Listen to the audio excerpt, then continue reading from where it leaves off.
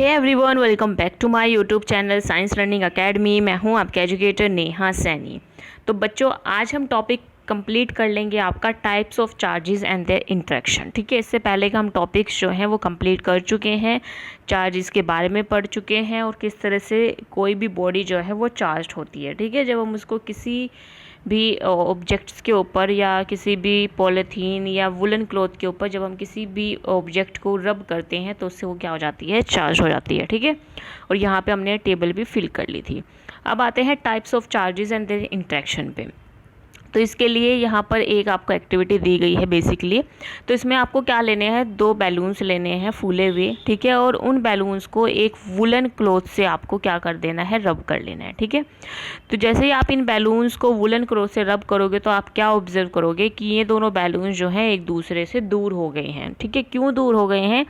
क्योंकि हमने एक ही वुलन क्लॉथ से दोनों ही बैलून्स को क्या किया है, रब किया है।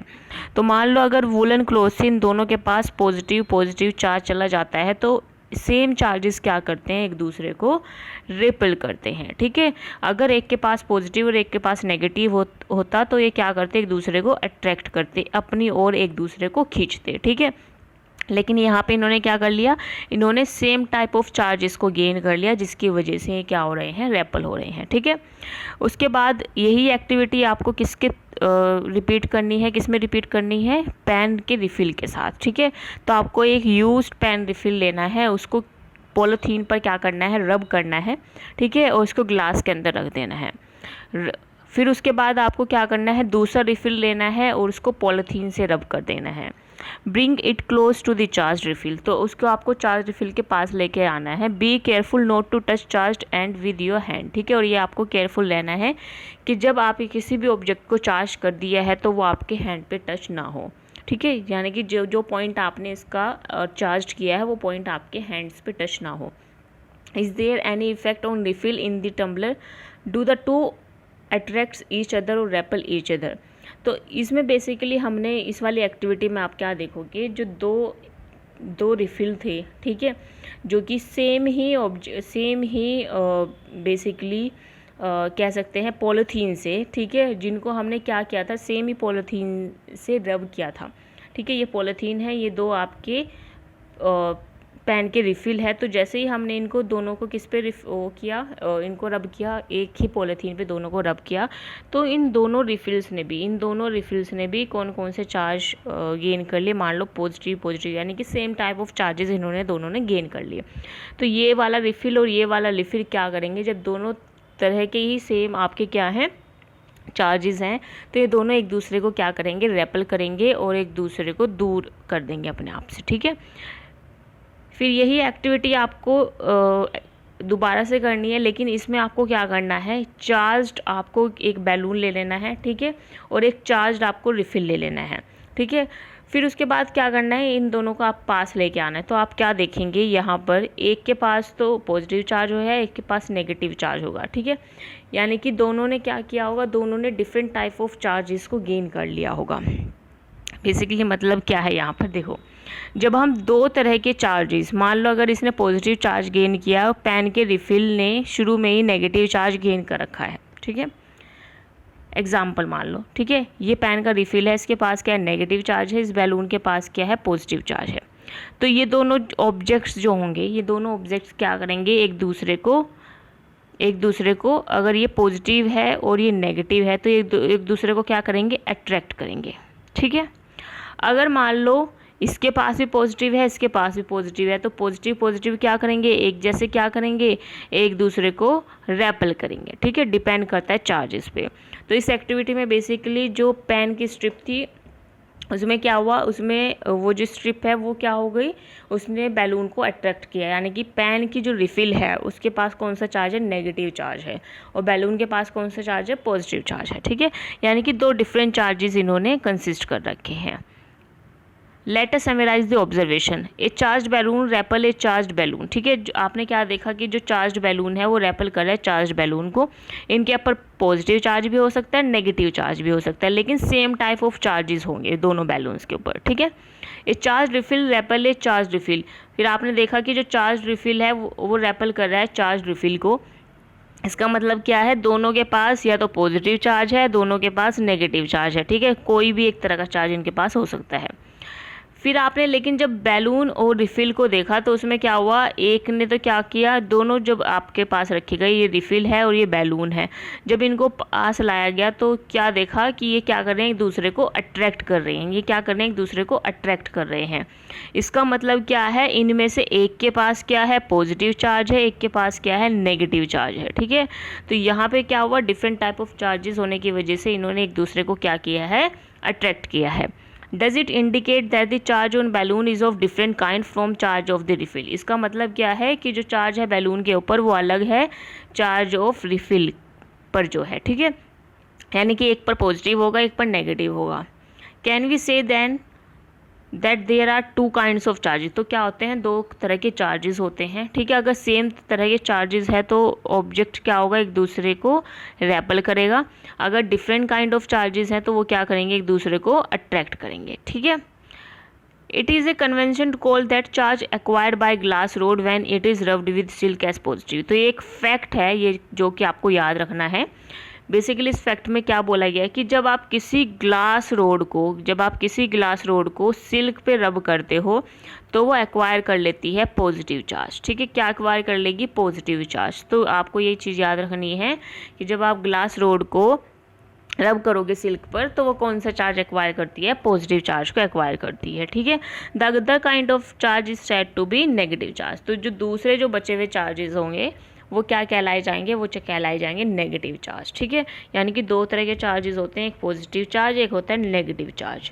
ओके, पॉजिटिव चार्ज जो है जब एक ग्लास रोड जो है अगर आप उसको रब करोगे सिल्क पर तो वो पॉजिटिव चार्ज को गेन करती है। ये एक फैक्ट है जिसको आपको याद रखना है। It is observed that when a charged glass rod is brought near a charged plastic straw rubbed with polythene, there is attraction between the two. तो इसमें क्या ऑब्जर्व किया गया, एक इन्होंने बेसिकली क्या ऑब्जर्वेशन की कि यहाँ पर उन्होंने क्या ले ली, ग्लास रोड ले ली, ठीक है, ग्लास रोड ले ली और उसको एक प्लास्टिक स्ट्रॉ के पास लेकर के गए, ठीक है, जो कि रब करी हुई थी। ये जो प्लास्टिक स्ट्रॉ है ये रब करी हुई थी पॉलीथीन पर, और ये दोनों एक दूसरे को क्या कर रही हैं, अट्रैक्ट कर रही हैं। मैंने बताया था कि ग्लास रोड को जब आप रब करोगे तो उसके पास कौन सा चार्ज आएगा, उसके पास आएगा पॉजिटिव चार्ज, ठीक है, जब आप उसको सिल्क पर रब करोगे। फिर ये वाली जो प्लास्टिक की स्ट्रॉ है ये किस पर, पॉलीथीन पर रब करी गई है तो इसने एक्वायर किया है नेगेटिव चार्ज। ओके, तो यहाँ पे आपने देखा कि यहाँ पर आपने क्या देखा कि यहाँ पर ये दोनों क्या कर रहे हैं, अट्रैक्ट हो रहे हैं एक दूसरे से, ठीक है, एक दूसरे से क्या हो रहे हैं, अट्रैक्ट हो रहे हैं। यानी कि ग्लास रोड के पास पॉजिटिव चार्ज है, प्लास्टिक स्ट्रॉ के पास नेगेटिव चार्ज है। What do you think would be the kind of charge on the plastic straw? तो आप क्या समझते हैं कि प्लास्टिक स्ट्रॉ पे किस तरह का चार्ज होगा? तो प्लास्टिक स्ट्रॉ पे किस तरह का चार्ज है, नेगेटिव चार्ज है। Your gas that the plastic charge would carry A negative charge is correct. तो आपने जो गैस किया है कि प्लास्टिक स्ट्रॉ के पास क्या है, नेगेटिव चार्ज है, वो बिल्कुल सही है। The electrical charge generate by rubbing are static. जो इलेक्ट्रिकल चार्जेस होते हैं जो जनरेट किए जाते हैं रब से, वो क्या होते हैं, स्टैटिक होते हैं, वो कभी भी मूव नहीं करते हैं खुद से। When charge move they constitute an electric current. तो जब चार्ज मूव करता है तो वो क्या करता है, वो इलेक्ट्रिक करंट को कंस्टिट्यूट करता है, ठीक है। चार्जेस के मोमेंट से ही क्या होता है, इलेक्ट्रिक करंट बनता है, ठीक है। The current in a circuit which makes a bulb grow or the current that makes a wire hot is nothing but a motion of charges, ठीक है। तो जो करंट होता है हमारे सर्किट में जिसकी वजह से बल्ब जलता है या जिसकी वजह से तार जो है वो गर्म होते हैं, जिसकी वजह से आपके घर के अप्लाइंसेस चलते हैं, लाइट जलती है, ठीक है, कूलर चलता है, पंखा चलता है, ये सभी जो आपके करंट है, ठीक है, ये बेसिकली क्या है, किसकी वजह से हो रहा है, मोशन ऑफ चार्जेस की वजह से। जब चार्जेस मूवमेंट करते हैं उस वजह से क्या होता है, करंट जो है वो जनरेट होता है, जो कि आपको हेल्प करता है बल्ब को ग्लो करने में और अप्लायंसेस को चलाने में, ठीक है। नेक्स्ट है ट्रांसफ़र ऑफ चार्जेस। अब ये भी ट्रांसफ़र ऑफ चार्जेस भी हम एक एक्टिविटी के थ्रू पढ़ेंगे। तो इसमें क्या लेना है, टेक एन एम्प्टी जाम बोतल। आपको क्या लेनी है, एक जैम की बोतल लेनी है जो कि बिल्कुल खाली है, और एक कार्डबोर्ड का पीस लेना है, ठीक है, जो कि बड़ा होना चाहिए उस बोतल के माउथ से, कुछ इस तरह से, ठीक है, इस तरह का। फिर उसके बाद आपको क्या करना है, pierce a hole in it. अब आपको क्या करना है, यहाँ पर एक होल कर लेना है इस कार्डबोर्ड के अंदर, और उसके अंदर एक मेटल स्ट्रिप, पेपर स्ट्रिप को इंसर्ट करना है, ठीक है। Open out the cut paper clip as shown in figure 15.4, इस तरह से। ओके फिर उसके बाद आपको क्या करना है, cut 2 strip of aluminium foil about 4 centimetre into 1 centimetre each, यानी कि आपको एल्यूमिनियम फॉइल को कट करना है। Hang them on the paper clip as shown, ठीक है। उसके बाद क्या करना है, ये जो पेपर क्लिप है इसके ऊपर इस तरह से आपको इसको लटका देना है, ठीक है। 4 तो इसकी हाइट होनी चाहिए और 1 जो होना चाहिए वो बेस होना चाहिए, ठीक है, ब्रेथ होनी चाहिए। Hang them on the paper clip as shown, जैसे वहाँ पे दिखाई गई है इस तरह से इनको क्या कर देना, आपको हैंग कर देना लाइक दिस उस पेपर उस मेटल की क्लिप पर, ठीक है। Insert the paper clip in the cardboard list so that perpendicular to it, charge a refill and touch it. फिर उसके बाद आपको क्या करना है, एक रिफिल लेना है, उसको चार्ज कराना है, उसको फिर क्या करना है, रिफिल को चार्ज कराने के बाद आपको टच कराना है, किससे, ये जो आपका मेटल की जो क्लिप है उससे, ठीक है। ऑब्जर्व व्हाट हैपन, अब आपको ऑब्जर्व करना है कि क्या हुआ। Is there any effect on the foil strip, क्या कोई इफेक्ट पड़ा फॉइल स्ट्रिप पर। Do they repel each other और अट्रैक्ट ईच अदर, क्या इन्होंने एक दूसरे को रैपल किया या अट्रैक्ट किया। Now touch other charge bodies with the end of paper clip, do not do foil strip behave in the same way in all cases, ठीक है।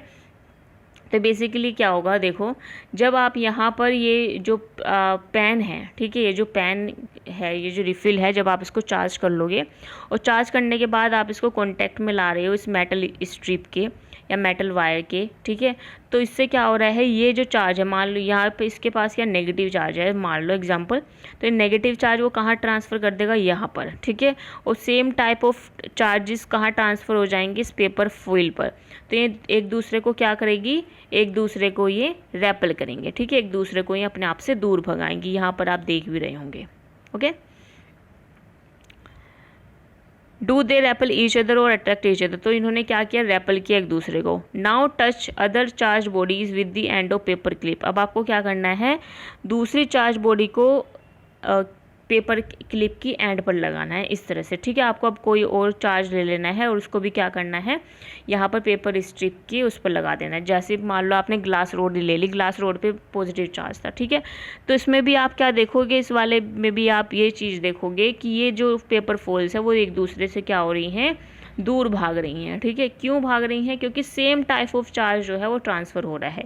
अब यहाँ पर अगर मान लो पॉजिटिव चार्ज है तो पॉजिटिव चार्ज ही यहाँ पर ट्रांसफ़र हुआ, फिर वो पॉजिटिव चार्ज इस फॉइल के अंदर गया, वही पॉजिटिव चार्ज इस फॉइल के अंदर गया, जिस वजह से सेम टाइप ऑफ चार्जेस होने की वजह से एक दूसरे को क्या करती हैं, रेपल करती हैं।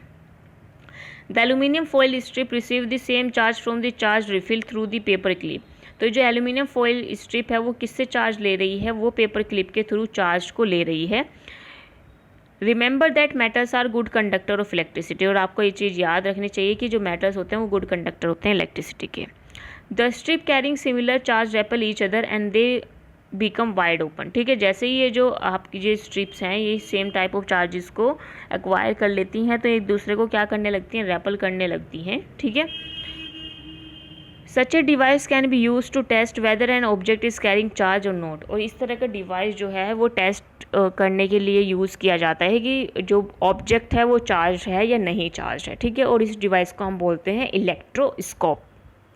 क्या बोलते हैं इस डिवाइस को, इस डिवाइस को हम बोलते हैं इलेक्ट्रोस्कोप, ठीक है।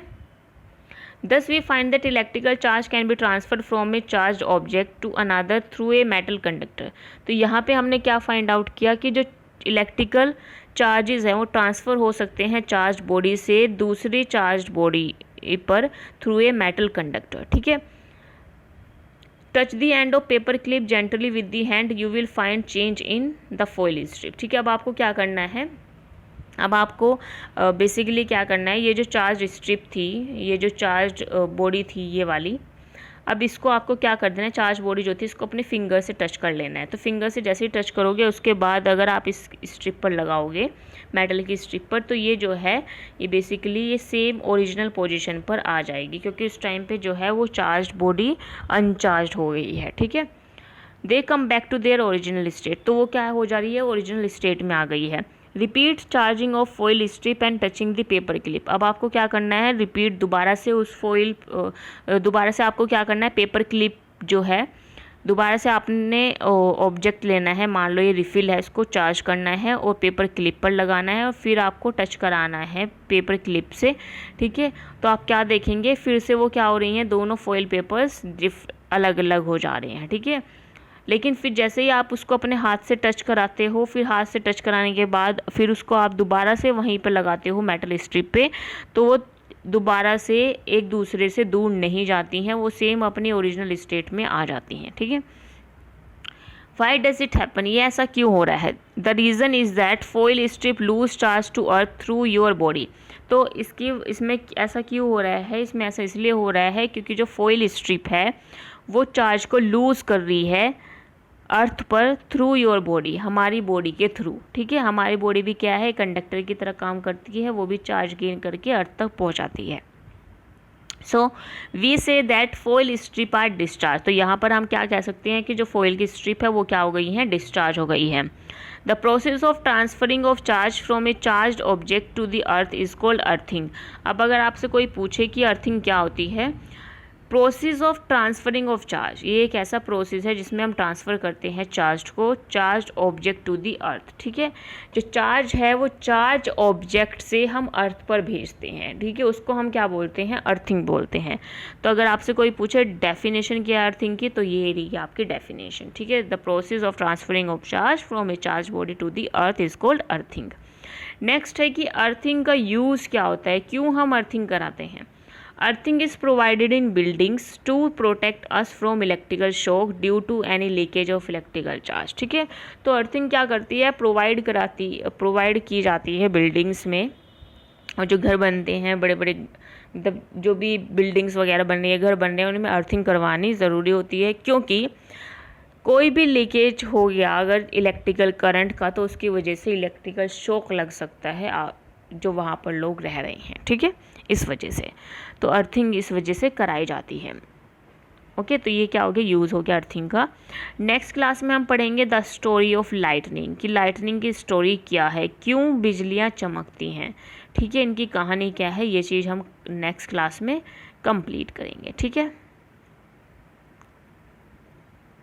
चलिए फिर मिलते हैं नेक्स्ट क्लास में, और अपने एग्ज़ाम की आप तैयारी करते रहिए अच्छे से, एग्ज़ाम्स आपका होने वाला है, ठीक है। एग्ज़ाम की तैयारी कीजिए, इंस्ट्रक्शंस आपको प्रॉपरली मैंने दे ही दिए हैं, उन इंस्ट्रक्शन को फॉलो कीजिए, और best of luck for your exam. चलिए मिलते हैं नेक्स्ट क्लास में।